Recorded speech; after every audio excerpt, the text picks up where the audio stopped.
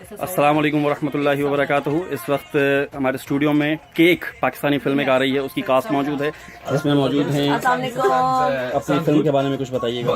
बस एक ऐसी फिल्म है जो आप सबके लिए लाजिम है देखना। केक है और हर लैंग्वेज में केक ही है और एक लजीज समझ में खाना है जो कि आपको खाना है। आप भी कुछ कहेंगे अपने बारे में? ये बड़ी जहानत से बनाई गई है ये फिल्म। अच्छा, बाकी फिल्में जहानत से नहीं बनाई जाती? नहीं, बहुत केयर से और जहानत से। अच्छा, मैं बाकी का नहीं कह सकती। चलें ठीक है। मैं इसका कह सकती हूँ। सर, केक 29 मार्च निकल रही है यूके में और पूरी दुनिया में, और आप जरूर चखिएगा।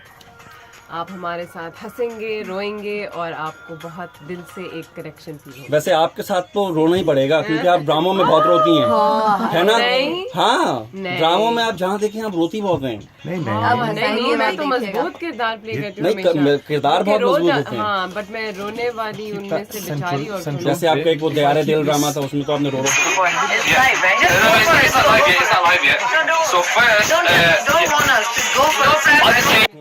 हम आपको रुलाएंगे और हंसाएंगे भी। फंसाएंगे भी। ठीक है, चलें जी, केक फिल्म जरूर देखिएगा। 29 मार्च को रिलीज हो रही है इंग्लैंड में। ठीक है, बाय बाय।